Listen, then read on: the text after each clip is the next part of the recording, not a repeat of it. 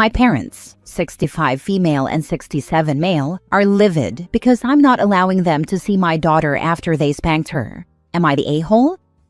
For context, I live abroad, and this is only the second time my family has met my daughter. My wife, 28 female, and I, 28 male, flew down for the holidays, as well as an extended vacation, so our 3-year-old daughter could see my home country, Brazil, and have a fun, different experience. We spent New Year's at my parents' house with my extended family. Everything seemed to be going well until the 3rd, when my wife and I left the house to run some errands and left my daughter alone with my parents.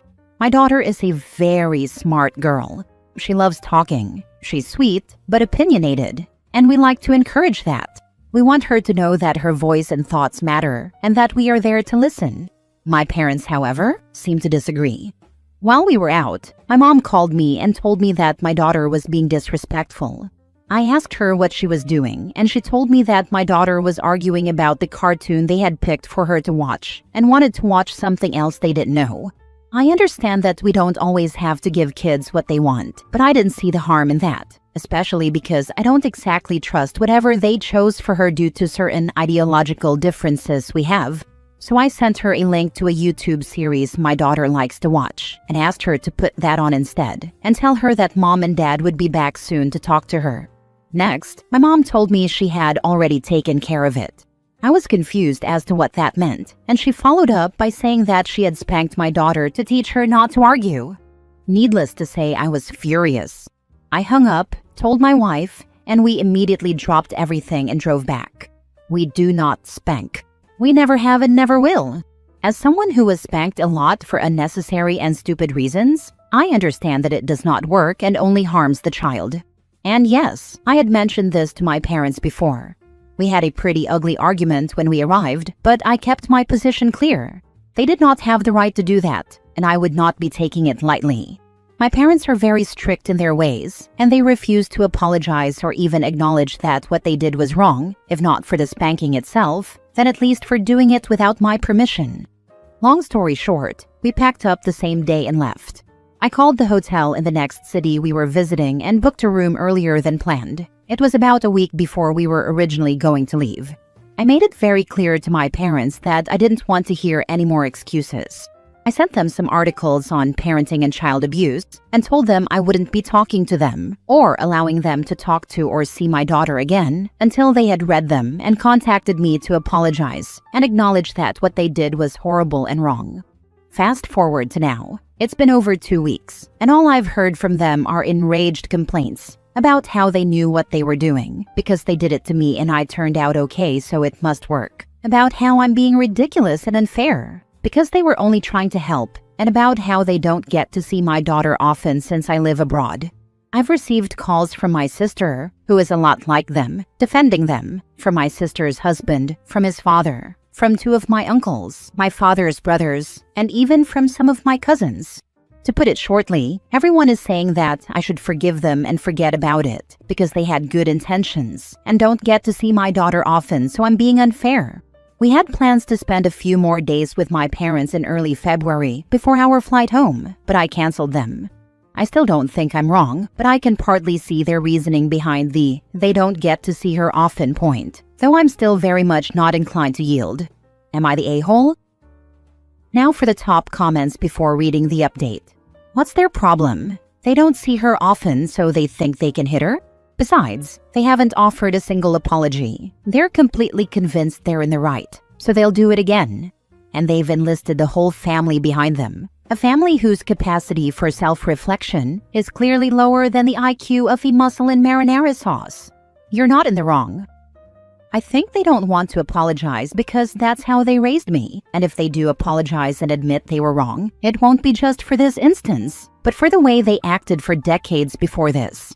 They're too proud for that. The rest of my family is very much like that too. Your child, your rules. And by the way, they haven't seen this child since she was born, and their idea of bonding with the kid they've never really met before is to hit her? Sounds like a dumb way to develop a relationship with a toddler. Unfortunately, they don't know much about developing healthy relationships. Or they believe they have authority over her, which I'm trying to make clear they don't. Go no contact with all of them. Good riddance. I've been talking to my wife about this. We were staying with them mostly to humor them, if I'm being fully honest. We hadn't seen them since our daughter was a newborn, and they had been asking incessantly for us to visit. It wasn't even the main objective of our trip. I think it might be best to cut our losses if we do. Now for the update. This post got a lot more attention than I was expecting. I showed it to my wife, and we decided to block everyone who has been calling or texting us about the situation. We'll enjoy the rest of our vacation in peace. Once we're back home, I'm going to call my parents and explain to them one last time why what they did is unacceptable. I will not be allowing them to be alone with my daughter ever again, and unless I can see for sure that they've learned and changed, they will not be seeing her at all. I'll keep them muted and contact them only if something urgent happens in the family. I've also seen some comments debating spanking kids, and I believe this is a discussion we as humans shouldn't even be having anymore. Spanking, or any kind of physical punishment, is abuse, and there's never any excuse to resort to violence. If a child is too young to reason with, they won't understand why you're hitting them. If they are old enough to reason with, then reason with them. Next story. Am I the a-hole for going no contact with my daughter due to my wife? My daughter, who is 26, has always hated my wife. My wife and I are both 43. My wife came into my daughter's life when she was already an adult. My daughter tries very hard to taunt my wife into a fight, and my wife just ignores it.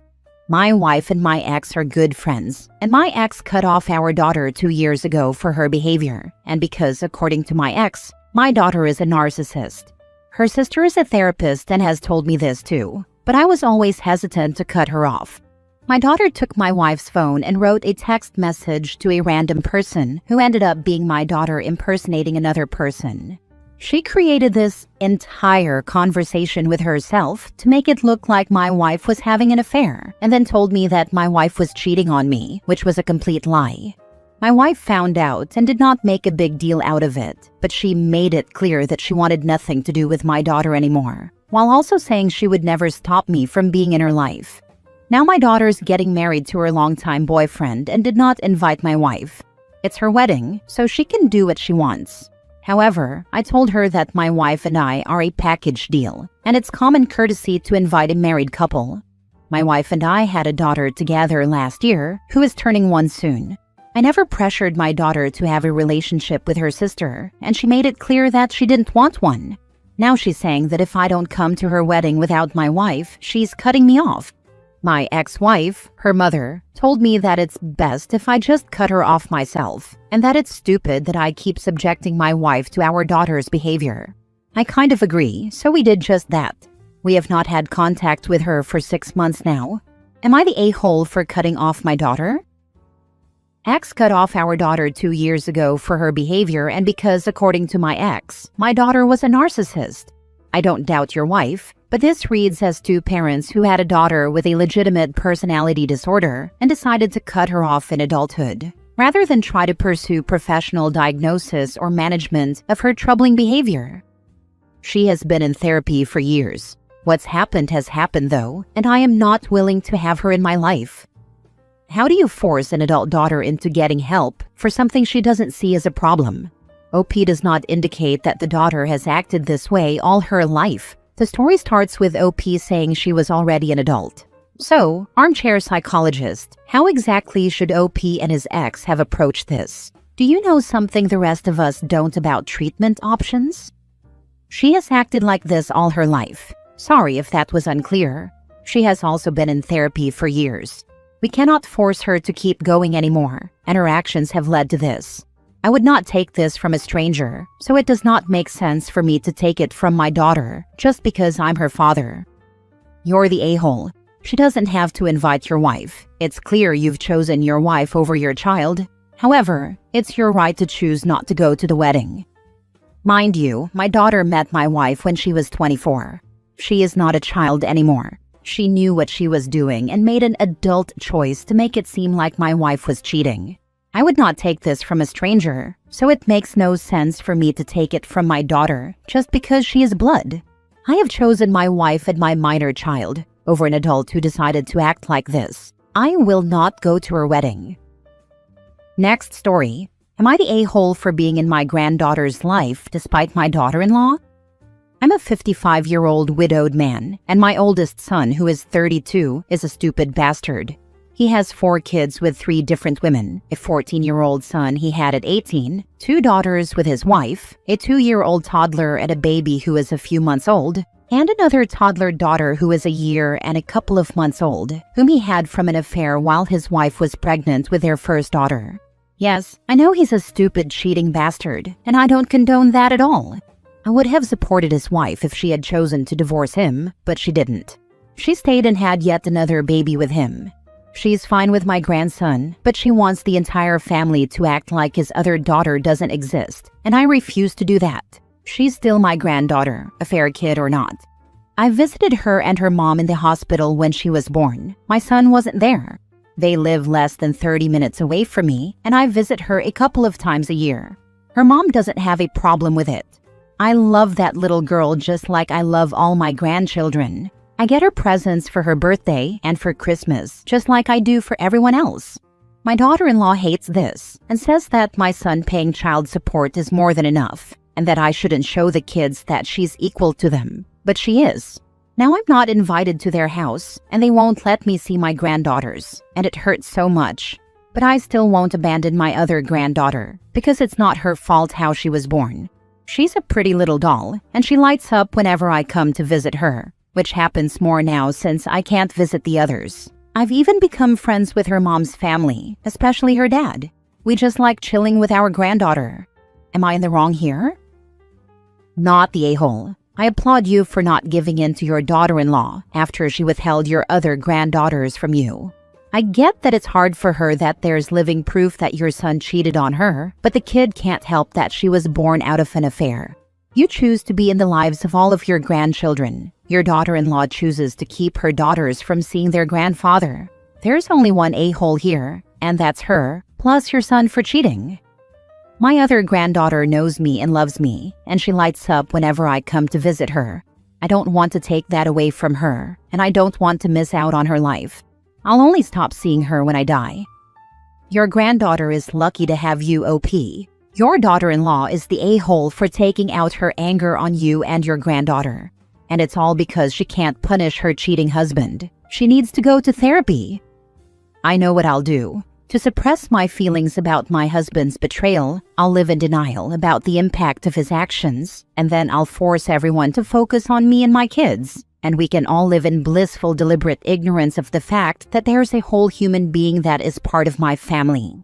Why can't this old man see that? Please make sure that your will is squared up for this child, and put barriers in place to protect her, because your son and his terrible wife will absolutely try to stiff her on your assets. OP can put everything in trusts for the grandkids and, in his will, include a clause specifically stating that he leaves absolutely nothing to his son for being a philanderer, and specifically leave nothing to the daughter-in-law for cutting off the relationship with the children as punishment for OP keeping a relationship with all of his grandchildren, while she refused to hold her cheating husband accountable. Then make the trusts for the withheld grandchildren contingent upon conditions of your choosing, like tuition paid directly to the school or payments made directly to institutions, not cash. Not the a-hole for keeping contact with your grandchild. Last story. Am I the a-hole for turning in my mother and giving my stepfather's ashes to my stepsister? When my stepdad died, my family and I picked up our lives and moved 5 hours away to help my mom. She didn't make enough money to keep her house, car, etc. without him. When we first got there, she dove into alcoholism and did not hold up her part of the deal or her contributions. We discussed this with her, and she seemed to snap back into reality and start to sober up. All seemed well. Fast forward 6 months to a year later, and she started going out and not coming home for a day or two. Whatever, she's a grown adult, in her 60s, and we assumed she just didn't want to be around the chaos of grandkids. When she was home, she still seemed fine.